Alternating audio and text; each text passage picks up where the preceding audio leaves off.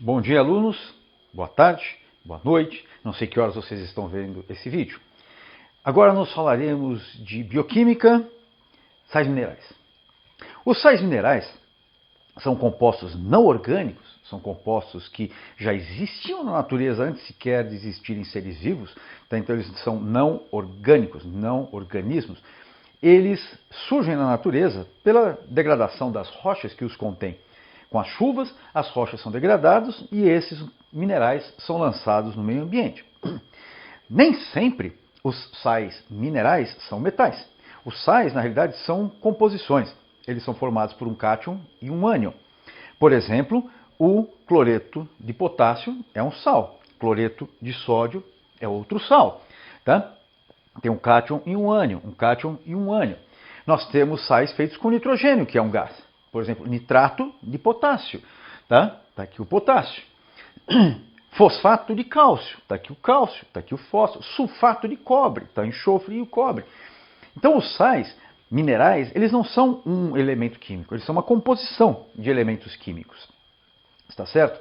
E eles são necessários à vida porque eles participam do metabolismo. Em quantidades pequenas, mas são necessários. Quando uma pessoa é cremada, uma pessoa falece e é cremada, nós coletamos as cinzas, né? O corpo orgânico vai embora, ficam as cinzas, que são os minerais que existiam no corpo. E quando você vê uma pessoa adulta, grande, o que sobra dela é um saquinho de cinzas. Portanto, a porcentagem de sais minerais no nosso organismo é pequeno comparado ao restante. O mais abundante, você sabe, óbvio, é a água. Proteínas são abundantes. Agora, os minerais estão em quantidades pequenas. Tudo que nós ingerimos contém sais minerais. Seja água, sucos, alimentos vegetais ou animais, tudo vai ter minerais. O que varia de um ser vivo para o outro é quais minerais eles possuem em qual concentração. Isso vai depender do solo onde eles se encontram. Por exemplo, se aquele solo for fértil, aquela planta, aquela alface, vai ser rica em minerais. Se ela for plantada num solo pobre, ela vai ser pobre em minerais. Tá? Se ela for plantada num solo contendo metais pesados, você vai estar ingerindo uma folha, uma verdura contaminada por metais pesados que não serão adequados à saúde. Se aquele solo estiver contaminado por partículas radioativas, elementos radioativos, você vai estar ingerindo componentes radioativos extremamente perigosos. Portanto, quando nós consumimos um produto, seja animal ou vegetal, seja água ou suco, ele traz consigo substâncias químicas, elementos químicos, daquele ambiente onde ele foi desenvolvido. Tá? Se aquele solo, se aquela água, aquele corpo d'água era sadio, você vai estar consumindo um alimento sadio. Se aquele corpo d'água, aquele solo, estava contaminado, você vai ingerir animais, vegetais, sucos, frutas contaminados. Alguns supermercados rastreiam os produtos que vendem. Ou seja, eles conhecem aquele produto desde o produtor até quem faz a entrega e chega até eles. Esses supermercados, quando te vendem uma alface, eles garantem que aquele produto é de qualidade. Muitas vezes é por isso que aquela alface é mais cara que as outras. Não necessariamente aquele supermercado está abusando, talvez ele esteja cobrando de você, né, o valor da responsabilidade de saber a procedência daquele produto. Agora, se você estiver consumindo um vegetal ou mesmo um animal que está sendo criado em condições de falta de higiene, não só sanitária, mas higiene do solo quanto aos nutrientes daquele solo, esses organismos poderão trazer toxinas para você. Se aquele peixe foi criado, foi cultivado em águas contaminadas, é possível que aqueles contaminantes cheguem até você. Portanto, saber de onde vem o alimento é importante, mas quantos de vocês já pensaram nisso? Qual a procedência do meu alimento? Deviam pensar mais, não é? Agora, desses elementos químicos aqui, vocês conhecem o ferro. Já ouviram falar do potássio, do sódio, do cloro, do cobre, do cálcio, do fósforo. Muitos talvez não tenham ouvido falar do selênio. O iodo eu acredito que sim. Do zinco vocês conhecem pelos metais que existem por aí, mas quem já pensou no zinco enquanto nutriente? E o magnésio? E o manganês? Portanto, entenda o seguinte, esses nutrientes são necessários para o nosso organismo. Quando eles são necessários em grande quantidade, eles vão ser chamados de macronutrientes. Não por serem grandes, mas por serem necessários em grande concentração. Nosso organismo precisa de muito. Já outros são necessários em quantidades menores, por isso eles são chamados de micronutrientes. Um micronutriente aqui, por exemplo, o selênio, você nunca se importou com ele, mesmo porque faz pouco tempo que as pessoas começaram a se preocupar com ele na alimentação. Agora, tem alguns que vocês conhecem bastante, por exemplo, o ferro. Todo mundo sabe que ele é importante. E por que será que o ferro é importante? Então vamos comentar, não é isso? O cálcio é importante. Eu tenho certeza que a maioria de vocês sabe porque o cálcio é importante. Então vamos dar uma conferida nisso?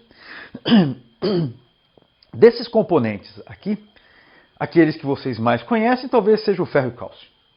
O ferro, todo mundo sabe que é necessário para que tenhamos um sangue bom. O que significaria sangue bom? Tá? Temos um sangue vermelho. E por que o ferro garante um sangue vermelho? Acontece que o ferro é um elemento químico transportado dentro de um composto orgânico importante do sangue chamado hemoglobina. A hemoglobina é uma proteína que fica dentro dos glóbulos vermelhos que circulam pelo sangue. Essa proteína chamada hemoglobina traz no seu interior o ferro. E o que faz o ferro? Ele captura o oxigênio quando o sangue passa pelos pulmões. Ele captura o oxigênio. Agora, quando o sangue circular pelo corpo, ele entrega o oxigênio. Os músculos também são muito ricos em ferro. A musculatura contém proteínas ricas em ferro que são vermelhas por isso, porque eles capturam o oxigênio que está no ferro. Quando a hemoglobina está rica em oxigênio, ela vai ter um vermelho vivo. Quando ela chega nos músculos, nos tecidos todos do corpo, ela está com vermelho vivo. Os tecidos vão capturando o oxigênio e a hemoglobina vai ficando cada vez menos oxidada. Aquele ferro não oxidado vai desbotando um pouquinho, vai perdendo um pouco a cor e aquele sangue fica mais escuro. Aí ele retorna para o coração, vai para o pulmão e reoxigena e volta para o coração mais vermelho vivo. E depois vai para o corpo, deixa o oxigênio, volta para o coração, vai para o pulmão, pega o oxigênio, vem para o coração, vai para o corpo, deixa o oxigênio, pega o oxigênio. Essa circulação do sangue é fundamental para que nós tenhamos oxigênio. E sem oxigênio nós não temos um fenômeno chamado respiração celular. A gente, quando pensa em respiração, pensa nisso, né? Inspirar, expirar. Existe uma respiração, que é um processo químico feito dentro das células, numa organela chamada mitocôndria. Quando a mitocôndria executa essa atividade chamada respiração, ela fornece energia. Através do oxigênio que chega nas células, trazido pela hemoglobina, pelo ferro. A mitocôndria pega esse oxigênio para queimar os combustíveis do corpo. A glicose é o principal deles. Essa queima libera energia, com essa energia que nós nos movimentamos, que o cérebro funciona, que o corpo inteiro desenvolve o seu metabolismo. Logo, sem o ferro circulando, nós não temos energia. Por isso que uma pessoa que não tenha ferro na sua alimentação fica anêmica e pessoas anêmicas, quer dizer, desbotadas, né? Pessoas anêmicas são fracas, mesmo que tenham músculos fortes. Se um atleta forte não comer, não tiver na sua alimentação ferro, ele pode ter força, mas não terá energia para os músculos contraírem. Então ele será potencialmente forte, mas energeticamente ele não teria essa energia necessária para os músculos contraírem. Portanto, o ferro é fundamental para que tenhamos energia no corpo. Uma pessoa anêmica, portanto, tem pouca energia. Agora, de onde vem o ferro da nossa alimentação? Eu tenho certeza que você assistiu quando pequeno na TV, na sessão da tarde, sei lá, o Marinheiro Popeye. Eu tenho certeza que assiste até hoje. Todo mundo gosta do Popeye. E todo mundo sabe que Popeye come espinafre. E todo mundo sabe que espinafre é bom para a saúde porque é rico em ferro. Aí, descobriu-se há uns tempos atrás que o ferro presente nos vegetais é um ferro de baixa absorção. Quando nós comemos verduras e elas contêm ferro, esse ferro vai para o nosso intestino, mas a sua absorção não é eficiente. Agora, se você gosta de carne vermelha, então esteja feliz, porque a carne vermelha é abundante em ferro. Porém, muitas pessoas, vegetarianos, veganos, e outros que têm controle do metabolismo do colesterol, às vezes têm que tirar a carne vermelha da sua alimentação. O vegetariano, vegano, obviamente eles não comem a carne. Mas aquelas pessoas que têm colesterol alto, elas têm um problema no metabolismo de um lipídio chamado colesterol. Por conta disso, deve-se reduzir o consumo de carne vermelha, porque ela é rica em colesterol, que pode provocar entupimento dos vasos sanguíneos, das artérias, e levar a doenças vasculares, tá certo? Como um infarto. Portanto, uma pessoa que tem uma restrição no consumo do ferro de origem animal deve compensar usando ferro vegetal. Agora, é possível você conseguir um pouco mais de absorção, né? Aprimorar um pouco mais a sua absorção desse ferro dos vegetais, se você consumir esse ferro junto com suco de laranja. No suco de laranja existe a vitamina C, todo mundo sabe disso, e a vitamina C favorece a absorção do ferro no intestino. Portanto, se você quer tornar-se menos anêmico, se você quiser evitar a anemia, não basta consumir o ferro, é preciso também consumir vitamina C na sua alimentação para favorecer a absorção desse ferro. O ferro presente nos vegetais geralmente é chamado de ferro inorgânico. O ferro presente nos animais geralmente é chamado de ferro orgânico. Ambos são metais, não são orgânicos. Porém, o ferro que está à nossa disposição na carne dos animais, ele está dentro da hemoglobina e outros compostos orgânicos, e por isso, por estar dentro de um composto orgânico, ele é chamado de ferro orgânico. Está certo? Portanto, o ferro tem que estar presente na sua alimentação.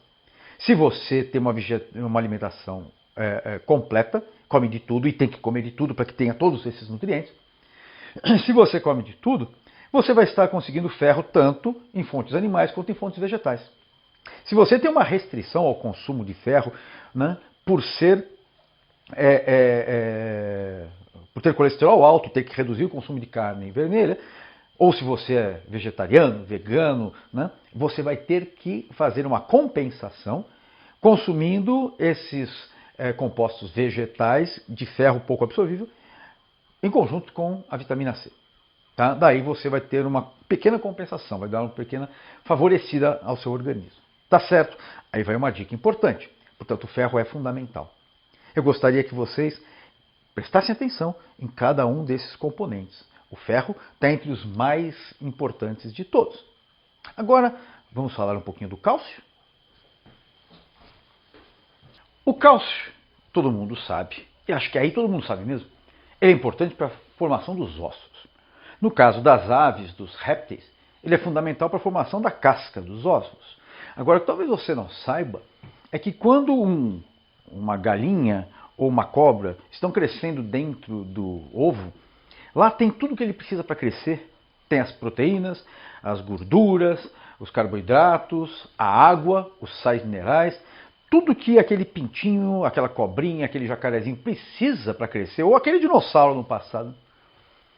Tudo que eles precisam ou precisavam para crescer está dentro do ovo, inclusive o cálcio. O cálcio que constrói o esqueleto desses animais está na casca. Ou seja, conforme o embriãozinho vai crescendo dentro do ovo, a espessura da casca vai diminuindo, porque ela está sendo consumida, né? O cálcio dela é consumido na construção do esqueleto. Olha que bacana. No caso de vocês, todos os nutrientes, inclusive o cálcio, vieram através do útero, né, via cordão umbilical.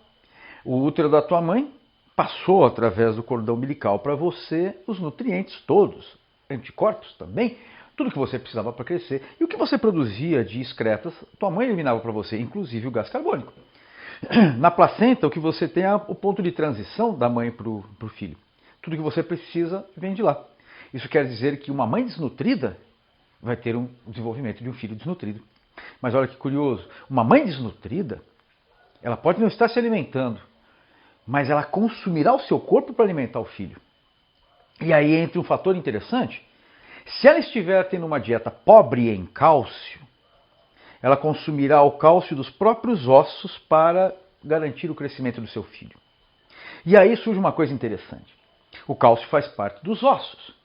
Só que a construção dos ossos acontece ao longo da vida. Só que você deposita cálcio nos ossos ao longo da vida, mas também pode extrair dele.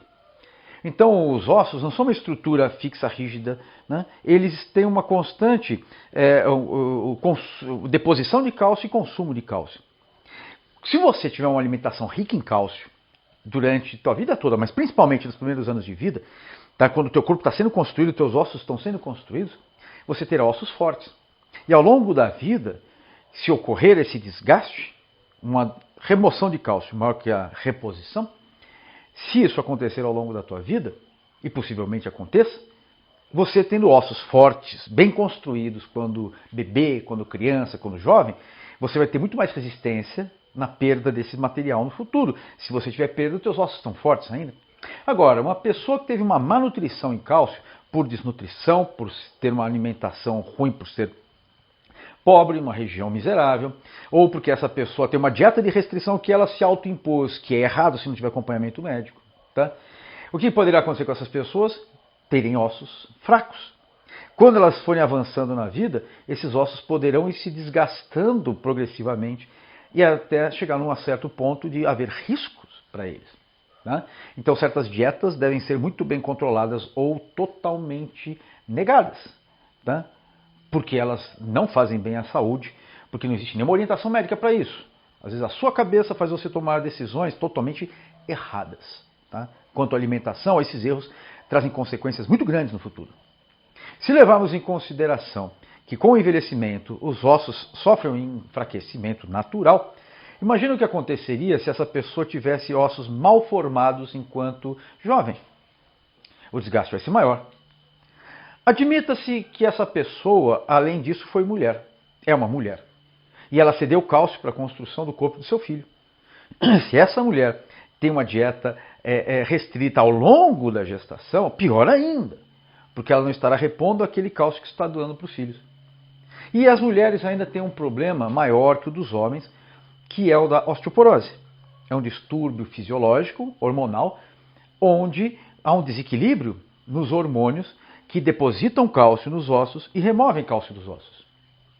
O que pode acontecer então com essa pessoa, se a dieta dela em cálcio ao longo da vida for mal elaborada, for mal conduzida? Se for mal conduzida, vem a idade, vem a possível osteoporose decorrente do desequilíbrio desses hormônios. A mulher ainda pode ter tido filhos ao longo da vida. O que pode acontecer com o corpo dessa mulher? Ter ossos totalmente frágeis, ossos fracos. Portanto, cuidado com modismos nutricionais. Eles são perigosos, tá certo? Então, o cálcio é fundamental. E onde ele é mais abundante? No leite. No leite tem quase tudo que a gente precisa. Na realidade, tem tudo que o bebê precisa. Por isso que um bebê, mesmo que ele não esteja tendo uma dieta de papinhas, se ele for alimentado durante 2 anos, né, pelo leite materno, ele vai ter um bom desenvolvimento. É claro que essa mãe também precisa estar se nutrindo, senão ela vai se desgastar. Tá certo? Então, uma criança, ela pode ter uma alimentação, por amamentação da mãe, ao longo de 2 anos, tendo uma condição de sustentação orgânica favorável. É claro que com o tempo essa criança vai começar a vir para a papinha, ela vai mudar, né, o seu hábito alimentar. Não é toda mulher que consegue produzir leite durante 2 anos e nem é toda mulher que tem tempo para fazer isso, porque a mulher trabalha hoje em dia. Né? No passado não trabalhava, podia fazer isso. Hoje não trabalha, porque hoje trabalha e não tem mais tempo. Né? Ela volta para o mercado de trabalho muito cedo e tem que parar de amamentar o filho. Com o tempo, parando de amamentar, a sucção vai diminuindo, a criança vai se afastando do leite, tem uma hora que ela para de produzir o leite. Então, aconselha-se no mínimo 6 meses de amamentação para uma criança, e o ideal 2 anos. Se for uma criança de situação de miséria, o ideal é que esses 2 anos sejam obedecidos sim, a todo custo. Tá? Vai garantir nutrição para a criança, formação dos seus ossos e imunidade. Tá? Porque através da placenta passam anticorpos para o bebê. Né? Através do leite também. Logo, uma mãe mal nutrida terá problemas com o desenvolvimento do seu filho. Existe um caso bem conhecido que é em populações muito miseráveis, onde não há orientação sexual, né, onde as pessoas têm filhos um atrás do outro, é muito comum acontecer de uma mãe estar amamentando seu filho e ela fica grávida do segundo. Quando nasce o segundo, ela para de amamentar o primeiro para amamentar o segundo. E às vezes a distância de idade de um para o outro é de 10 meses, 1 ano, um pouquinho mais do que isso. Então, quando essa criança para de ser amamentada para que a mãe amamente a nova, essa criança de 1 ano, 1 ano e meio, ou sei lá, 10 meses, no caso extremo, essa criança ela vai comer o quê? Às vezes naquela região falta o que comer. Ela entra em desnutrição brava. Ela começa a atrofiar, a secar e pode vir a ter malformação cerebral, uma formação óssea e vir a óbito. Tá? Essa doença, essa consequência da desnutrição infantil é chamada de kwashiorkor, ou kwashiorkor, não sei exatamente como se pronuncia, Já foi gerada uma questão de vestibular citando isso, que é a debilitação do segundo filho do primeiro filho quando o segundo passa a ser amamentado e a mãe abandona a amamentação do primeiro. Tá? Então isso daí é um fato conhecido no mundo todo. Portanto, é necessário que se garanta a amamentação dessa criança, a oferta de leite para ela. Se a mãe não produz mais, que o Estado forneça, porque essa criança tenha uma boa nutrição. Tá? O leite em pó, o leite em caixinha, eles são nutritivos sem dúvida. Só não existe neles os anticorpos humanos que a mãe está transferindo para o filho, mas são nutritivos. E, em último caso, se a mãe não puder nutrir a criança, eles devem ingerir esses leites em caixinha. Tá? As pessoas às vezes perguntam, eu posso beber leite a vida inteira? Sim, se você não tiver intolerância ou restrição à lactose ou alguma proteína do leite, você pode consumir a sua vida inteira. Algumas pessoas não podem. Algumas podem. Quem pode, consuma, não há problema. Quem não pode, deve fazer o controle.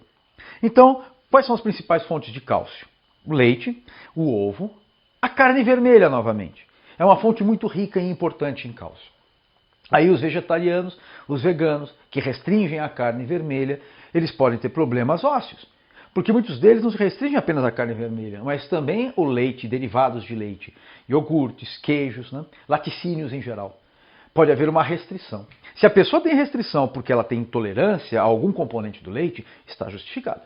Se ela tem essa intolerância por uma questão ideológica, por uma questão política qualquer, por uma questão de vou salvar o planeta, ela está se desprotegendo. Tá? Pense bem nisso, tá certo? É muito arriscado. A fonte de cálcio vegetal não é muito eficiente, não é de boa absorção. Tá? Uma coisa, há muitos anos atrás, o governo pensou em acrescentar farelo de casca de ovo nas merendas escolares em São Paulo para tentar aumentar a nutrição de cálcio das crianças nas escolas públicas. E na época foi dito o seguinte, não adianta, tá? Porque essa dieta a mais de farelo de casca de ovo não é útil por ser de baixa absorção. Então não há um bom aproveitamento do cálcio presente na casca do ovo. Ele está numa forma estável que nós não temos tanta facilidade de acessar. Entendido? Então a ideia foi boa, mas o acesso àquele cálcio é que não é eficiente. Tá certo? Então o cálcio é fundamental para a construção dos ossos, dos dentes. O cálcio é necessário para que haja contração muscular. O cálcio é necessário para que haja uma boa cicatrização.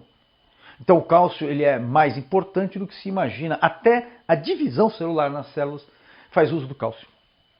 Então ele é muito mais abrangente e necessário do que você pode imaginar. Normalmente, o cálcio vem associado ao fósforo, num sal chamado fosfato de cálcio. O fosfato de cálcio, portanto, ele nos oferece dois componentes importantes: o cálcio e o fósforo. Então vamos aproveitar para falar do fósforo. O fósforo é um elemento químico essencial para a vida. Para você ter uma ideia, o fósforo ele é utilizado na construção de uma molécula chamada nucleotídeo. Os nucleotídeos são moléculas complexas que têm inúmeras utilidades. Dentre as inúmeras utilidades, duas mais importantes.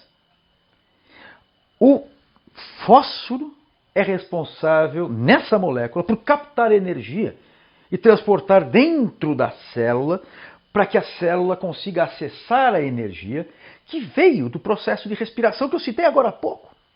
O ferro entrega oxigênio para as células. Dentro da célula, a mitocôndria captura esse oxigênio e consegue, através dele, extrair uma grande quantidade de energia da glicose, que é o nosso principal combustível. Só que essa energia extraída da glicose, ela não é solta e liberada de uma vez só. Ela é transferida para esse nucleotídeozinho rico em fósforo. Esse nucleotídeo rico em fósforo, ele possui 3 fósforos na sua composição. Esse nucleotídeo se chama ATP.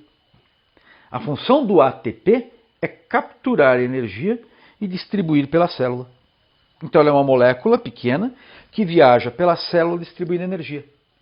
Quando ela passa por um local onde a energia é requisitada, um desses 3 fósforos cai fora, liberando energia. E a atividade é executada. Portanto, para que tenhamos energia, nós precisamos não só do ferro transportando oxigênio, não só da glicose rica em energia sendo queimada pelo oxigênio, mas nós precisamos do fósforo para fazer o transporte do oxigênio dentro do organismo, dentro da célula. Tá? O fósforo, essa molécula contendo fósforo, é como se fosse um office boy. Ele pega energia, distribui para a célula, libera energia, pega mais. Distribui para a célula, libera energia, pega mais. Distribui para a célula, libera energia, pega mais. É como se fosse aquele office boy que pega dinheiro na empresa, paga a conta. Pega dinheiro na empresa, paga a conta. Pega dinheiro na empresa, paga a conta. O ATP, o nome ATP, o A não importa agora. TP quer dizer 3 fósforos. Esse composto é fundamental para que haja vida. Qualquer ser vivo, de você até uma bactéria, faz uso do ATP para ter energia. Então, quando você respira a glicose, ou fermenta a glicose, ou qualquer combustível celular, a energia liberada é pega por esse ATP e ele distribui para a célula. Logo, para que as células possam trabalhar, é necessário que haja fósforo. Tá? Só que, além disso, o fósforo faz parte de um componente fundamental para a vida. Sem ele não existiria a vida que nós conhecemos, chamado ácidos nucleicos. São 2 os ácidos nucleicos. Eles têm o nome de ácido, porque eles são ácidos, porque tem fosfato na forma de ácido fosfórico na sua composição. Ácido nucleico porque tem ácido fosfórico. Nucleico porque eles ficam no núcleo da célula. Quem são os ácidos nucleicos celulares? O mais conhecido de vocês se chama DNA e o outro se chama RNA. O que são DNA e RNA? São moléculas que contêm informação, são moléculas informacionais. E o que elas fazem? Elas têm informações para regular a vida da célula. O DNA tem todas as informações. A partir do DNA, que é uma molécula grande, cada informaçãozinha desse contida no DNA, na molécula de DNA, vai ser responsável por transferir esse trechinho informacional, se chama gene, ele transfere essa informação para uma outra molécula chamada RNA. Vocês vão conhecer mais para frente. Por enquanto, entenda isso. O DNA transfere a informação para o RNA. Não é bem assim, mas imagine dessa forma. E o RNA, agora, contendo a informação do DNA, vai executar a função. Por exemplo, que função? Eu preciso de hemoglobina para transportar oxigênio no corpo. O DNA manda produzir hemoglobina. Ele transfere a informação, forma-se a molécula de RNA. Agora, a molécula de RNA, dentro da célula, orienta a produção da proteína. O DNA não é capaz de gerar a vida sem o auxílio do RNA. O DNA tem informação. O RNA processa essa informação. E o processamento dessa informação é feito pelas proteínas que vão levar à síntese da hemoglobina. E aí agora você vai ter hemoglobina circulando, sendo produzida no glóbulo vermelho que está circulando pelo organismo, levando oxigênio. Tá? Portanto, sem DNA e RNA não há vida. Mas eles são de fósforo na sua composição. Então lembre disso. Ó. Ácidos nucleicos são ácidos porque na sua composição existe ácido fosfórico. Tá? Sem o fosfato, não tem o DNA nem RNA. Então, por que o fósforo é importante? Porque ele faz parte das moléculas que regem a vida, DNA e RNA. Ele é responsável pelo transporte de energia dentro da célula. E ele, junto com o cálcio, vai atuar na construção dos ossos, dos esqueletos, dos esqueletos ósseos. Não do esqueleto de um inseto que é feito de açúcares, polissacarídeos, carboidrato.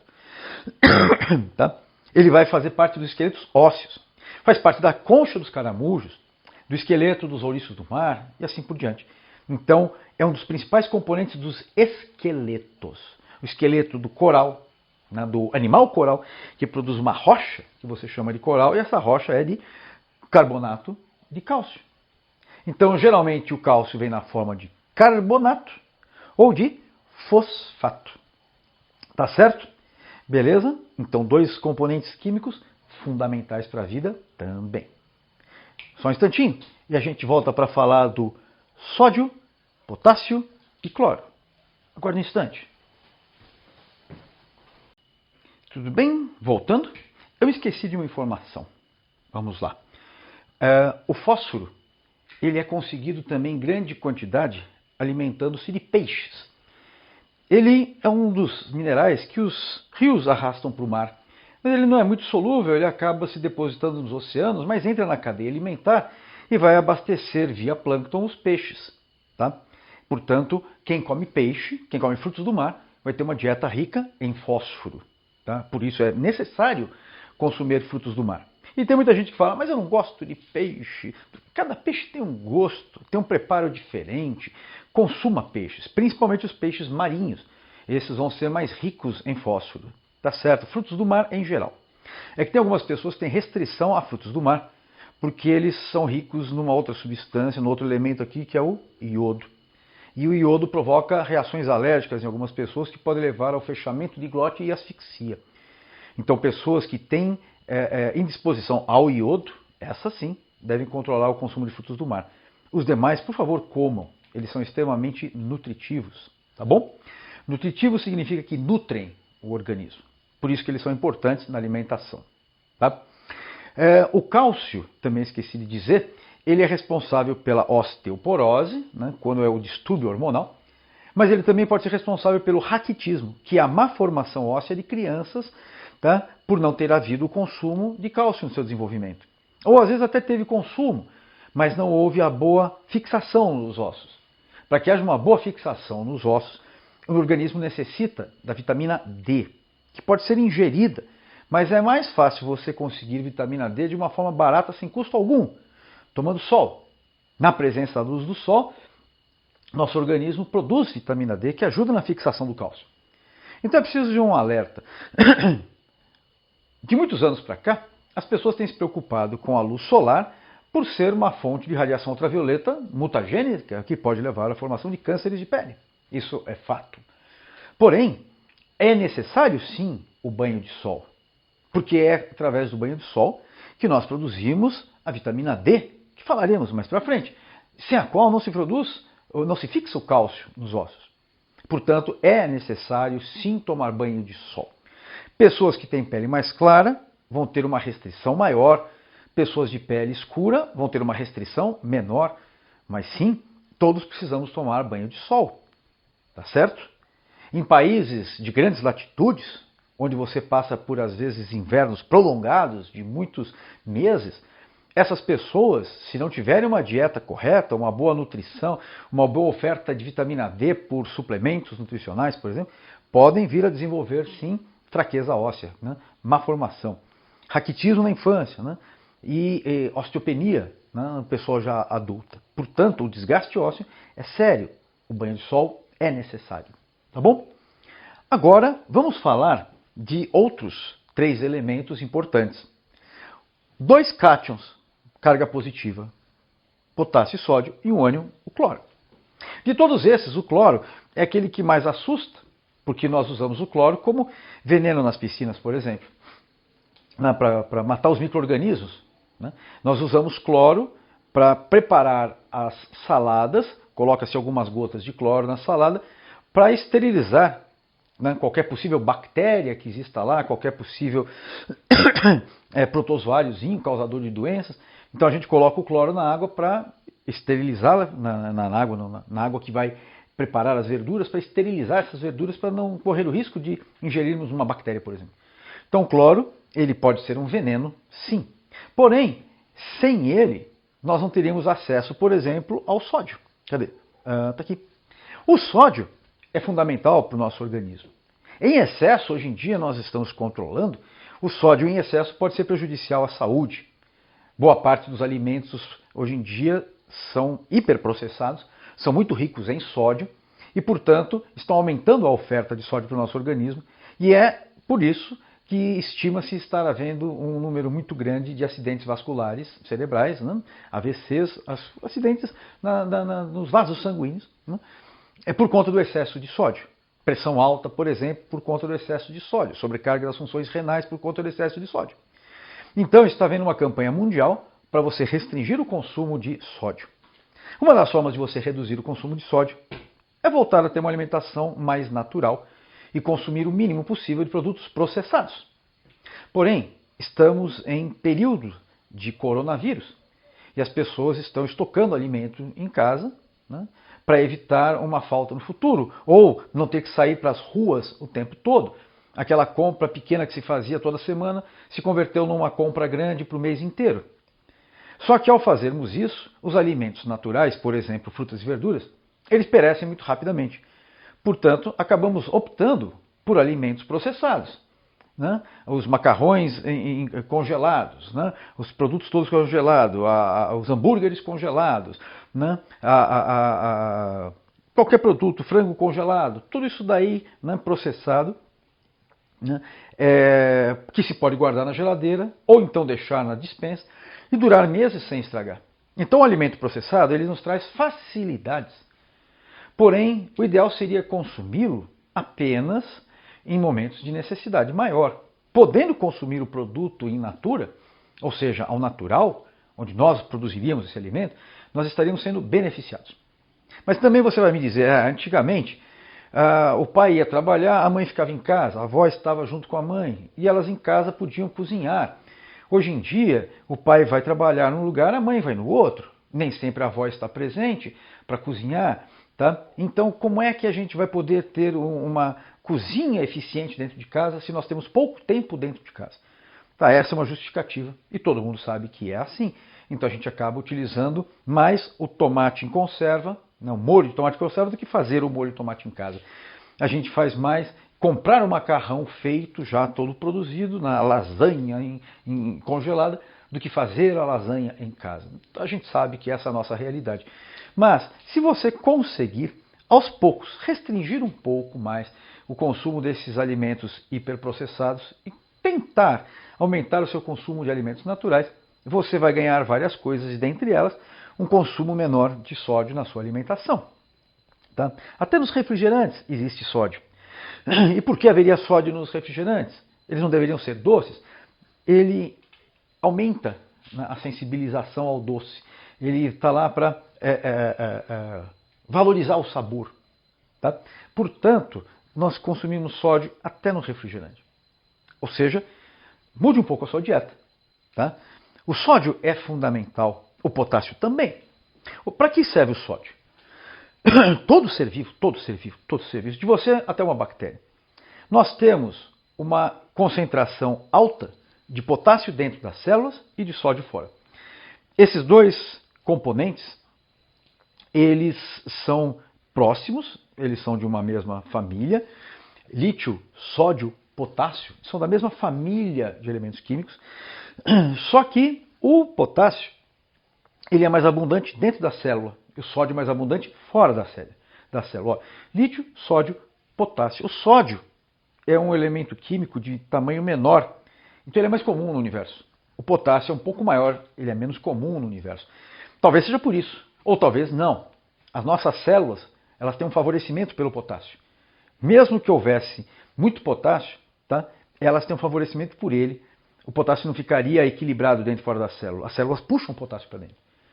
Já o sódio, a célula não tolera, ela expulsa e joga para fora.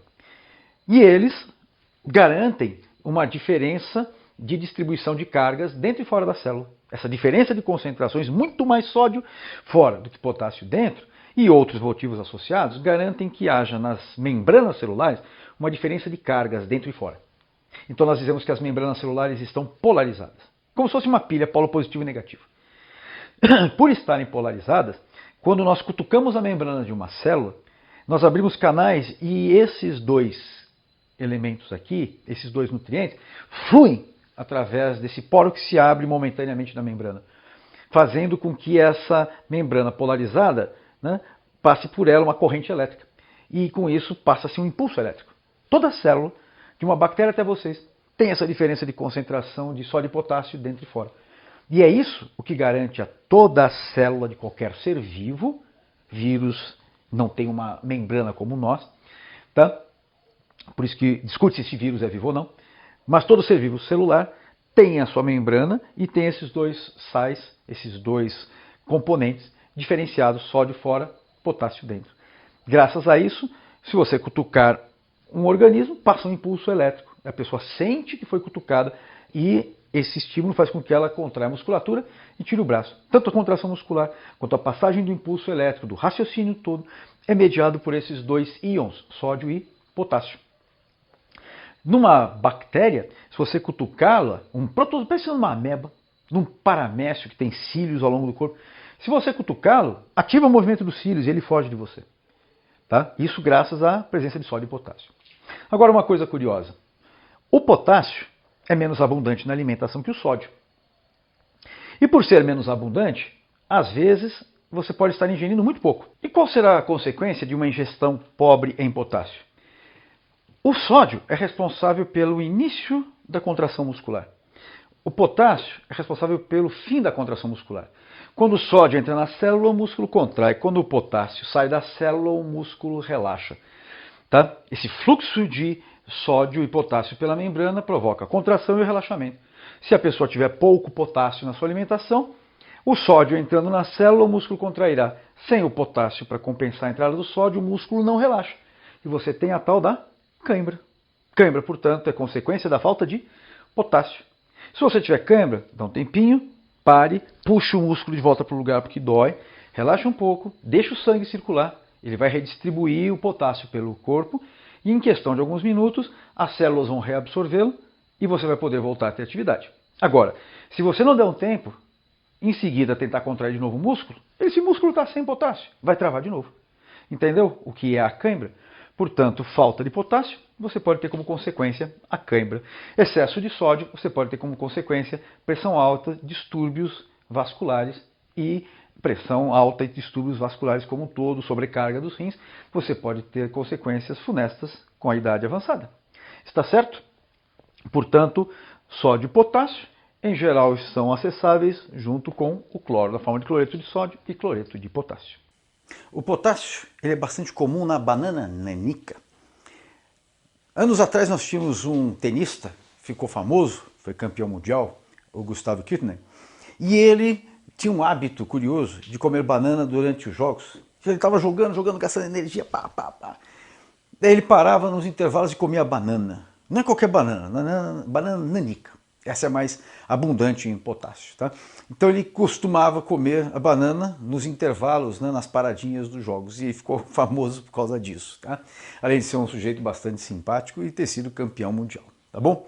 Então vamos dar uma limpadinha aqui para ver o que nós já vimos. Falamos do ferro, do cálcio, já falamos do sódio, do potássio, do sódio, do cloro, já falamos do fósforo, só para não nos perdermos, falta falar desses outros aqui. São menos importantes, menos comuns, então vamos fazer uma breve citação a respeito de cada um deles. Tá?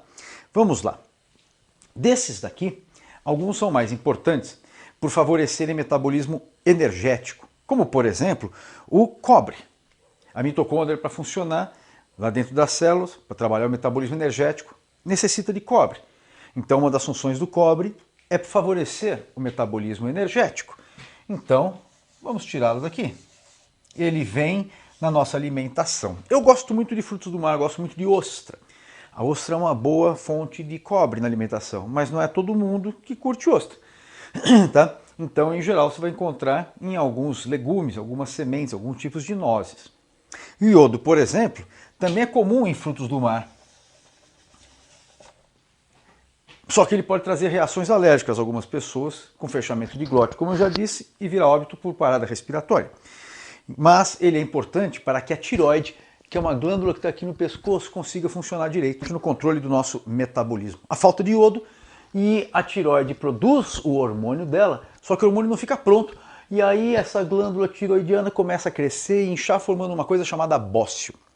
Geralmente o bócio está associado pela falta de iodo na alimentação e isso pode ser um problema local, de uma falta de nutrientes naquela comunidade. E aí muitas pessoas vão ter esse bócio no pescoço. É o que nós chamamos de bócio endêmico. O bócio endêmico é controlado com o acréscimo de iodo no sal de cozinha. Então se você consumir sal de cozinha, aquele natural que você compra em qualquer supermercado, você já vai ter uma oferta de iodo que o governo manda acrescentar justamente para controlar distúrbios de tireoide. Tá? Magnésio.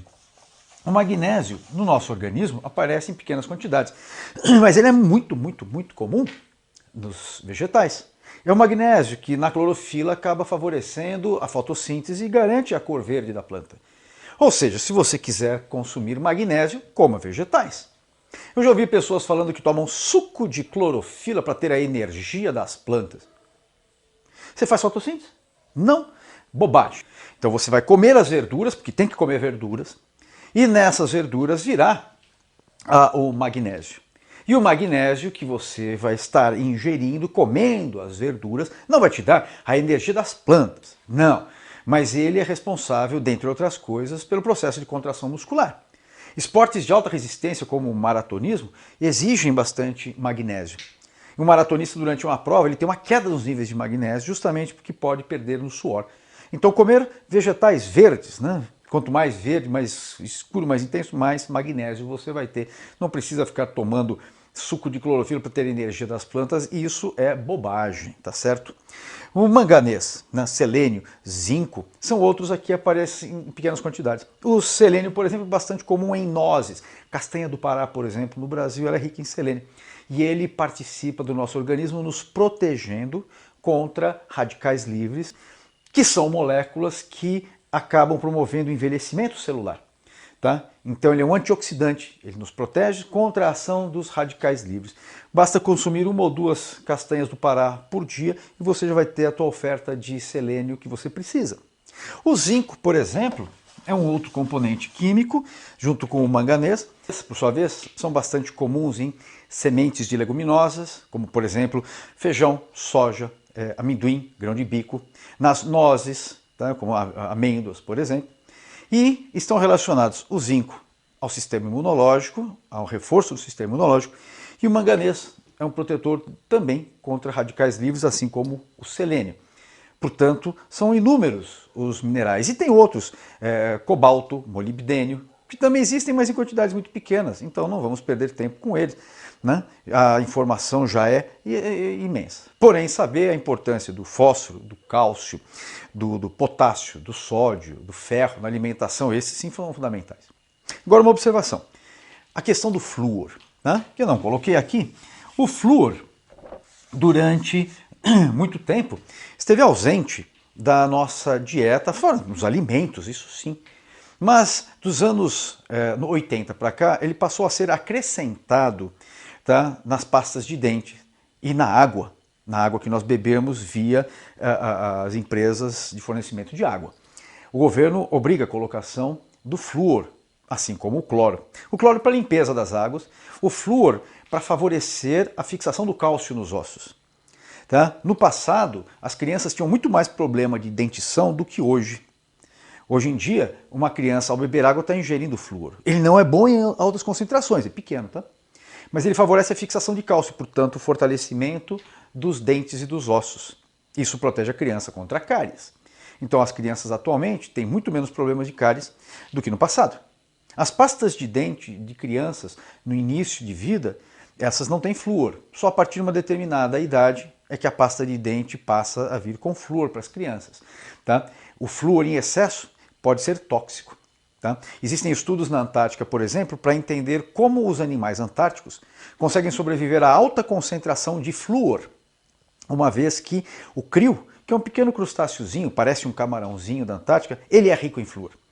O que se sabe é que os animais antárticos comem o crio em grande quantidade ou comem alguém que comeu o crio e acabam ganhando o flúor via cadeia alimentar. E existem estudos para tentar entender como pode esses animais que têm uma dieta rica em flúor não se intoxicar com ele. Quando eu estive na Antártica em 1989, eu conheci um casal. Um deles estudava, ele era formado em odontologia, fazia pesquisa na área de dentição, de dentes, estrutura dentária. E eles estudavam a ação do flúor na fixação de cálcio nos dentes, na proteção dos dentes. E o outro estudava justamente a fisiologia do flúor no corpo desses organismos. Infelizmente, quando eu fui embora, os seus estudos ainda não haviam sido concluídos e eu acabei nunca mais sabendo, né, de como isso se resolveu, né, de que forma os organismos antárticos sobrevivem ao excesso de flúor. Será que eles conseguem expeli-lo, eliminá-lo na urina de alguma forma? Ou será que eles conseguem metabolizar o flúor de outra maneira? Tá? Então isso é algo que, portanto, fica aí aberto para os estudos. Quem sabe algum dia algum de vocês vai ser cientista e vai estudar os efeitos do flúor nos organismos antárticos. É uma boa opção de ganhar uma viagem para a Antártica. Tá certo. Até mais. Então, na sequência, nas nossas próximas aulas, nós vamos falar das vitaminas. Eu já deixo aqui uma atividade para vocês. Eu gostaria que, pegando esse vídeo e os livros de vocês, né, o material das apostilas, vocês fizessem uma tabela onde vocês teriam os sais minerais, né, os elementos químicos, os nutrientes e a fonte de alimento e importância. Tá? Então olha aqui, ó, o nutriente, os mais importantes. Elejam 6. Escolham 6. Por exemplo, fósforo, cálcio, ferro, sódio, potássio, tá? Manganês. Dê uma olhadinha, escolham 6. Tá? Não é obrigatório você fazer os 6 que eu quiser. Escolha 6. Desses 6, vocês vão colocar a fonte alimentar. Cite 2, 3 alimentos onde eles são encontrados. Tá? Depois você vai colocar o que acontece na falta na nossa alimentação. Distúrbios pela falta alimentar. E por último, na última coluna, você vai colocar, tá, os efeitos no organismo. Então, o elemento, a fonte, a carência e o que eles fazem por nós. Tá? Ou seja, um deles trabalha com o sistema imunológico. O que acontece na falta. Tá? Então você pode escolher essas colunas, disponha como você quiser, mas primeira coluna, obrigatoriamente, o elemento. Tá? O elemento e depois as 3 você escolhe a disposição. Tá? Se você vai colocar primeiro a função, a falta, a fonte, isso você escolhe. Tá? Então, escolha 6 elementos químicos, distribui em 4 colunas e faça uma tabela. Essa tabela vai ser a sua lição para a semana que vem. Está bem? Então, amanhã de manhã, vamos ver o vídeo e vamos tirar dúvidas. Tá certo? É um assunto que envolve um pouco de decoreba. Ninguém gosta de decoreba, também não. Mas, aos poucos, estudando alimentação no dia a dia, a gente acaba se acostumando com alguns desses alimentos. Alguns vocês já conhecem, outros são novidade. Tá certo? Então, até a próxima. Até mais.